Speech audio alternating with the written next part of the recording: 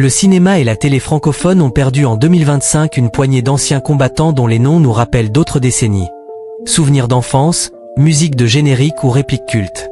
Malgré leur grand âge ou leur statut discret, ces artistes ont contribué aux films, séries et théâtres qui ont bercé nos années 80, 90 et 2000. En attendant de les découvrir ou de se souvenir d'eux, voici 20 acteurs francophones, principalement actifs entre 1980 et 2000, qui se sont éteints en 2025.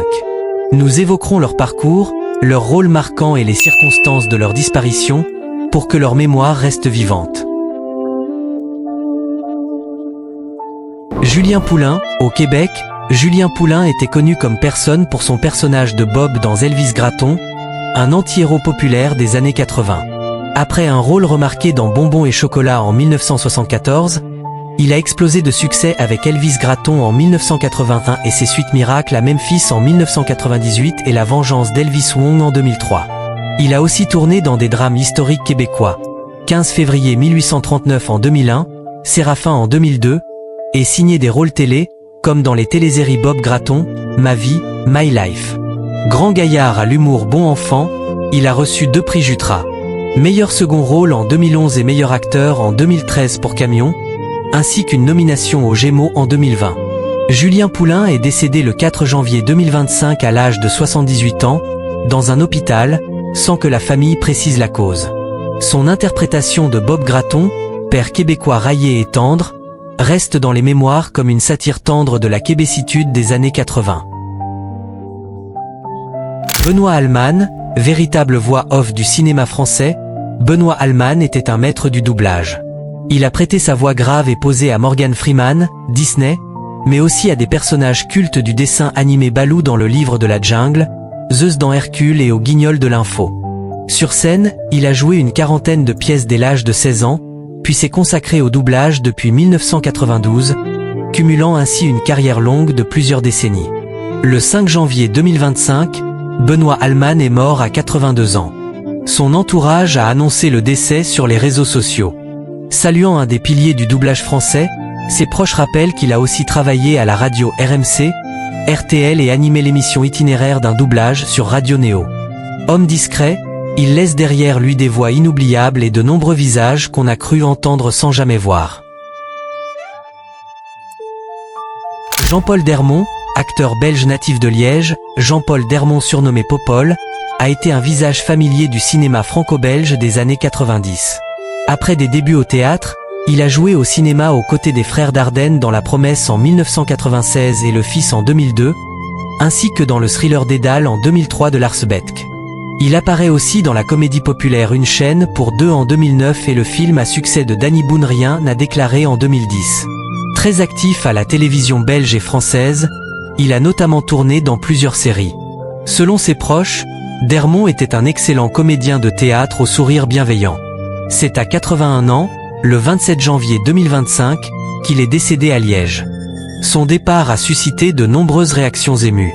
Collègues et metteurs en scène se souviennent de sa gentillesse et de sa voix chaleureuse, qui ont accompagné nos soirées ciné durant 3 décennies. José Brouvert, icône du théâtre en Wallonie, José Brouvert aura consacré plus de 70 ans de sa vie aux planches.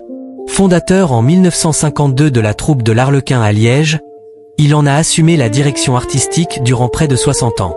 Acteur et metteur en scène, il a été l'âme du théâtre liégeois, reconnu pour sa capacité à naviguer entre répertoire classique et création contemporaine. L'annonce de sa mort à 93 ans, le 3 janvier 2025, a beaucoup ému le public belge. Outre sa longévité, on retiendra ses engagements. Il a tenu des rôles marquants dans plusieurs pièces mythiques et a formé des générations d'acteurs. Son décès a plongé Liège dans le deuil. Bouquets de fleurs et discours ont fleuri devant l'Arlequin, en hommage à l'homme qui y a mis toute son énergie et son cœur. Jean-Loup Philippe, il fut d'abord un jeunot de 20 ans brillamment lancé en compagnie d'Ingrid Bergman dans la pièce Thé et Sympathie, marquant ses débuts en 1954. Au fil de sa longue carrière de comédien et metteur en scène, il a multiplié les engagements atypiques. Fondateur du domaine poétique à 34 ans, il a mêlé théâtre, poésie et écriture. Son répertoire au cinéma reste confidentiel, mais ses amis se souviennent surtout de l'homme de théâtre débordant de fantaisie. Actif jusque tard, il signe plusieurs livres et poèmes, et a été régulièrement invité dans les festivals. Jean-Loup Philippe s'est éteint le 3 février 2025 à 90 ans. Dans l'atelier où il vivait en Normandie, des boîtes d'archives témoignent de son goût pour l'expérimentation scénique. Sa disparition a été l'occasion de redécouvrir son parcours hors du commun, où la scène côtoie la rêverie littéraire. Bernard Fred, homme de théâtre né en Alsace, Bernard Fred était un visage familier de la scène et de l'écran. Pensionnaire du TNS dès 1956, il a enchaîné plus de 70 pièces et une centaine de téléfilms et films. Consacré dès le milieu des années 80 pour sa série Akhenaten en 1990 saluée par la critique, il fut également l'incontournable du théâtre d'avant-garde, notamment sous la direction de Roger Planchon.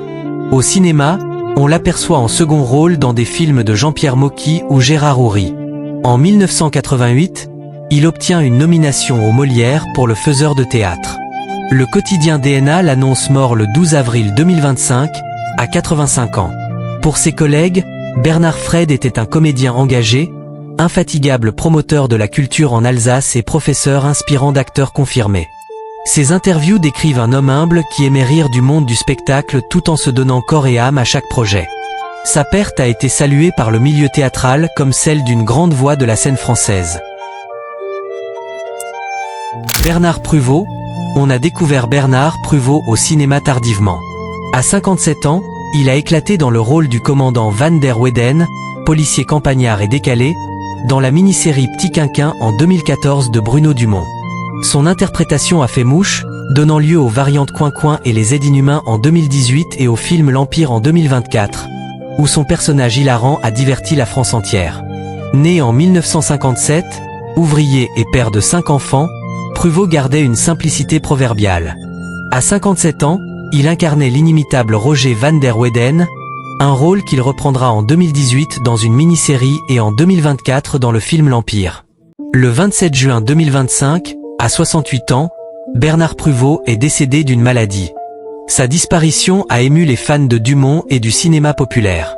Le comédien garde l'image d'un Pépé Dujardin crânement moustachu, inoubliable dans l'histoire de la télévision française. Jean-Paul Dubois, figure du théâtre populaire en France, Jean-Paul Dubois avait marqué les années 70 et 80 sur scène. Né en 1951, il s'est fait connaître aux côtés de Jean-Louis Barrault et Philippe Adrien, jouant des classiques comme Shakespeare, Molière et des créations contemporaines. Actif aussi à la télévision, il a tourné dans plusieurs téléfilms dramatiques et des séries cultes. La scène web précise que Jean-Paul Dubois est mort. Il a marqué les années 1970 et 1980 au théâtre. Selon les annonces, il s'est éteint en juillet 2025 à l'âge de 74 ans. Passionné de comédie, Dubois était reconnu pour son jeu sobre et son humour discret. Les hommages rappellent son engagement dans des pièces exigeantes et sa gentillesse légendaire en coulisses. Il laisse l'image d'un comédien de premier plan sur les planches, presque oublié du grand public, mais estimé dans son milieu. Pierre-Louis Calixte, membre de la très sélecte Comédie Française, Pierre-Louis Calixte était l'un de ses sociétaires les plus jeunes. Entré à la Maison de Molière en 2006, il y a gravi les échelons jusqu'à devenir sociétaire en 2013. Sur scène, il brilla dans les répertoires classiques et contemporains. Le Monde annonce sa mort d'un cancer le 12 août 2025 à 57 ans. Au théâtre, on se souvient de son Tartuffe et de sa prestation bouleversante en Louis dans Juste la fin du monde de Jean-Luc Lagarce en 2008. À l'écran, il tenait par ailleurs de nombreux petits rôles télévisuels. Sa disparition a profondément touché la Comédie Française, où ses collègues saluent la chaleur de son rire et la finesse de son jeu. Il était aussi de ceux qui transmettent leur passion aux plus jeunes élèves du conservatoire. Son départ est vécu comme celui d'un pilier de l'institution théâtrale française.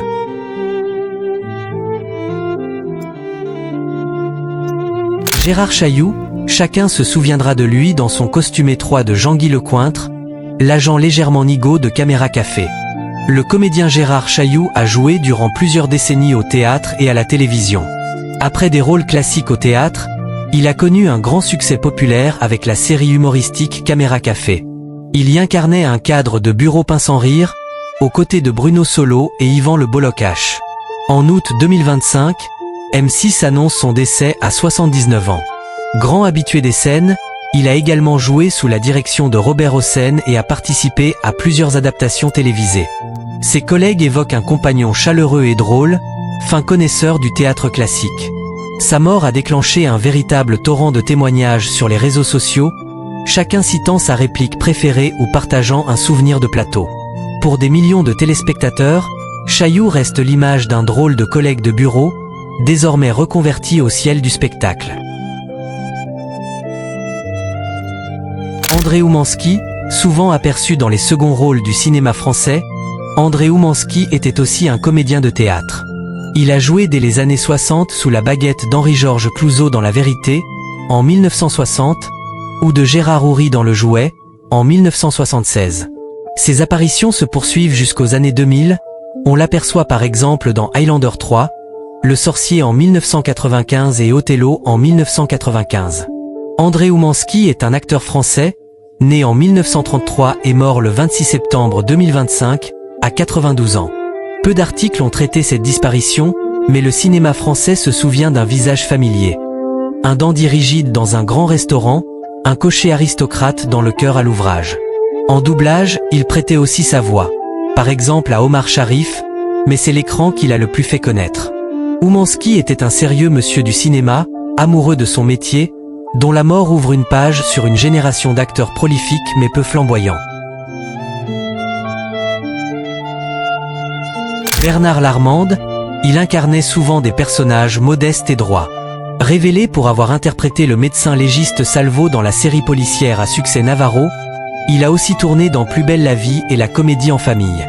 Le 17 novembre 2025, l'information tombe. Larmande est mort à 84 ans. Il s'est fait connaître dans les séries françaises Navarro, Plus belle la vie et La comédie en famille. Au théâtre, il a joué Pagnol et Baudraco. Artiste aux yeux rieurs, il était très apprécié du public pour son professionnalisme et sa gentillesse. Son décès a été annoncé par son entourage qui a salué son charme discret et son incroyable générosité. Avec lui s'éteint la mémoire d'une figure familière du petit écran français, souvent présente en fond mais sans jamais crier pour attirer la lumière. Harry Stanjowski, monument du théâtre québécois et figure de la scène bilingue, Harry Stanjowski a aussi connu le grand écran. Homme orchestre de la comédie, il jouait, écrivait et mettait en scène. Du théâtre du Rideau vers au théâtre du Cep dont il était membre fondateur, en passant par le cinéma hollywoodien, il a marqué tous les registres. L'annonce de sa mort le 18 juillet 2025 a surpris. Il était apparu dans le blockbuster X-Men en 2000, petit rôle du professeur Xavier au collège Xavier, et dans le film Assassin's Creed, Ascendance en 2020. Infatigable défenseur du théâtre franco-ontarien et anglophone, il a écrit des pièces et joué dans des séries radio. Ancien champion du monde de salsa, homme d'humour parfois acerbe, Harry Stanjowski demeure dans les cœurs comme un créateur passionné au parcours éclectique. Son rire est heureusement resté sur des cassettes audio et vidéo, que ses amis réécoutent en boucle à son honneur. Roger Lumont, il incarnait les seconds rôles populaires du cinéma français de l'après-guerre. Roger Lumont a partagé l'écran avec les plus grands, Louis de Funès, Jean-Paul Belmondo, Alain Delon. On le remarque, par exemple, dans Fantomas se déchaîne en 1965, Le Grand Restaurant en 1966 ou Le Clan des Siciliens en 1969, souvent déguisé ou méfait sous les yeux des stars. Autodidacte au regard malicieux, il a aussi doublé des séries et dessins animés, puis est devenu directeur artistique de doublage jusqu'en 2010. La triste nouvelle tombe. Roger Lumont est mort à 91 ans le 4 décembre 2025. Acteur bon vivant, il a souvent incarné des personnages comiques. Autant valet de gendarme que malfrat peu doué. Sa disparition a été très médiatisée, plusieurs chroniqueurs soulignant que ce professeur de doublage au talent comique laissait un grand vide. C'était sans doute l'un des derniers témoins vivants d'un cinéma gaulois qui ne se cachait pas derrière les effets spéciaux. Monique Chabot, âgée de 89 ans, cette comédienne québécoise s'est éteinte le 23 janvier 2025 après une longue maladie. Née en 1935 à Montréal, Monique Chabot avait derrière elle plus d'un demi-siècle de carrière. Elle s'est surtout fait connaître du grand public pour son rôle de Cécile Boivin, la mère attentionnée dans le téléroman Virginie. Son fils Dominique a rendu hommage à cette femme franche, assumée et décrit comment sa mère fictive a touché le cœur de milliers de téléspectateurs. Avant cela, Chabot avait tenu de petits rôles dans Sang et Or en 1959 à 61, Grand-Papa en 1976 ou La Clé des Champs en 1980. Au théâtre, elle a pratiqué l'art dramatique dès les années 50 au Conservatoire de Montréal, participant à la Renaissance d'Eastman, le plus vieux théâtre d'été du Québec. Sur grand écran, on l'aperçoit dans le drame Le Maître du Pérou en 1958 et dans la comédie Éclair au chocolat en fin des années 70. Véritable gentille mamie du Québec, Monique Chabot était surtout appréciée pour sa générosité en coulisses et son rire communicatif. Sa disparition marque la fin d'une époque. Plusieurs des vétérans télé des années 80 à 2000 nous quittent désormais. Agnès Berton, la comédienne Agnès Berton, muse du metteur en scène Joël Pomera, est morte à 66 ans. Française d'origine algérienne, Berton était une étoile du théâtre contemporain. Formée dans les 80, elle s'est fait un nom sur les planches du Festival d'Avignon aux mises en scène radiophoniques avant de devenir la femme fétiche du créatif Pomera. Elle a joué dans presque toutes ses pièces majeures des années 2000 de Ma chambre froide à Saïra, apportant une présence habitée et troublante. Son parcours fut tissé de théâtre et de cinéma d'auteur. C'est à Montpellier qu'elle s'est éteinte le 17 août 2025, à 66 ans, après un long combat contre la maladie. Ses partenaires saluent sa voix incomparable et son regard lucide. Pomera lui-même a rendu hommage à la comédienne incarnant la vérité de l'âme humaine. En larmes, ses amis du théâtre la décrivent comme une force de la nature artistique. Son souvenir est désormais associé aux créations iconiques du théâtre français du début du siècle. Marc Ologne, auteur, réalisateur et comédien belge, Marc Ologne explorait les frontières de l'art dramatique. Il a inventé le concept de cinéma-théâtre, mélangeant théâtre, cinéma et chanson dans ses spectacles. Amateur de fantaisie et d'expérimentation, il a donné plus de 40 numéros de one-man show, souvent solo au piano avec un brin d'humour absurde. Ancien participant de l'émission La course autour du monde, il co-créait aussi de la musique. Au-delà d'être un original de la scène belge, Marc Ologne a mis en scène à l'Opéra Bastille et au Théâtre du Chêne Noir à Paris. Il nous a quittés le 14 janvier 2025 à 63 ans. Ses admirateurs suivaient ses nouvelles créations pleines de tendresse. L'homme combinait l'élégance d'un chapeau melon, un goût pour la mélodie et un humour. Avec la disparition de Ologne, c'est la scène théâtrale belge qui perd un de ses esprits les plus inventifs, parti trop tôt après une carrière de 50 ans dédiée à l'art poétique et clownesque. Jean Sarru, musicien humoriste devenu acteur, Jean Sarru était surtout connu pour avoir été bassiste-chanteur du mythique groupe des Charlots. Dans les années 70, les Charlots ont enchaîné des comédies musicales au cinéma à grand succès populaire. Sarru y jouait les bras cassés de service. On l'a vu dans Les Bidas en folie en 1971, Les Charlots font l'Espagne en 1972, Les Fous du Stade en 1972 également et tant d'autres Charlots farces folkloriques. À l'écran, son personnage bonhomme et dégingandé faisait rire la France entière. Le 19 février 2025, à 79 ans, Jean Sarru est mort d'une longue maladie. Cet artiste à casquette tricolore a également publié quelques chansons et écrit des bandes dessinées. Après l'annonce de son décès, de nombreux hommages ont afflué, mêlant nostalgie et admiration. Pour l'un des Charlots restants, c'est un demi-PAN entier de l'humour gaulois des 70s qui disparaît. Son rire juvénile résonne encore dans les bootlegs du cinéma de l'époque, pour notre plus grand plaisir nostalgique. Emmanuel Carsen, le visage derrière les voix. Emmanuel Carsen était surtout un doubleur star. La voix française de Sean Penn, de Brad Pitt, mais aussi de héros d'animé. Par sa diction et son timbre chaleureux, il a incarné des légendes américaines au cinéma et à la télé.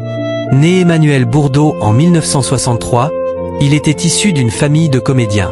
Annoncé mort le 11 septembre 2025 à l'âge de 62 ans, son départ a été ressenti comme un coup dur dans le monde du doublage français. Au-delà du doublage, Carsen a été comédien de théâtre et membre du groupe rock Les Héroïques. Homme souriant, il laissait souvent entrevoir en public un certain recul comique sur son métier. Sa disparition a rappelé l'importance des voix dans le cinéma. Ces voix qu'on croit connaître par cœur, sans parfois imaginer qui se cache derrière. Son rire et son art nous manqueront chaque fois que Ryan lancera une répartie audacieuse sur nos écrans. Maeg Jansen, elle fut une comédienne discrète mais attachante, active surtout dans les années 70 à 80. D'origine néerlandaise, elle avait pris la nationalité française et épousé l'acteur Roland Giraud en 1966. Son apparition la plus connue se trouve dans la comédie de guerre Les héros n'ont pas froid aux oreilles en 1978, où elle joue la mariée. Elle participe aussi à Cœur de bête en 1979, qu'elle cite comme film remarquable dans sa fiche. Cependant, elle reste surtout une figurante de charme selon les dictionnaires du cinéma présence mutine, jamais en tête d'affiche. Le 23 janvier 2025, à 83 ans, Maeg Jansen est morte d'un cancer. L'annonce fit peu de bruit hors du milieu, mais elle était bien connue des inconditionnels de cinéma français vintage. Ceux-ci se souviennent d'elle comme la femme fatale dans La Dérobade en 1979 et d'autres petits rôles au charme rétro. Dans sa vie privée, elle a fondé une famille et préféré se retirer ensuite. Son départ marque la fin d'une ère. Presque toute sa génération d'acteurs marionnettes a aujourd'hui disparu, et elle rejoint le panthéon silencieux des visages croisés, parfois sans qu'on se doute de leur nom. Ces 20 acteurs rappellent combien le 7e art francophone est un tissu de talents souvent invisibles aux yeux du grand public. Chacun de ces comédiens, belges, suisses, québécois ou français, a tissé sa part de rêve dans nos souvenirs d'images et de musique. Ils ont incarné des personnages ou en couleur ou discrètement bouleversants, recueillant l'applaudissement complice de nos émotions. Même s'ils sont, peut-être ignorés d'une nouvelle génération, leur héritage mérite d'être honoré. En évoquant leur parcours et leurs œuvres, nous perpétuons leur mémoire. Continuons de revoir leurs films, écouter leurs voix, et raconter leur histoire. C'est ainsi que les artistes restent vivants dans l'histoire du cinéma et de la télévision. Pour que la nouvelle garde en mémoire ces grands absents de 2025, gravons leur nom dans notre nostalgie partagée. Et n'oublions pas que derrière chaque générique se cache un être humain qui offrait sa passion pour faire rêver les autres.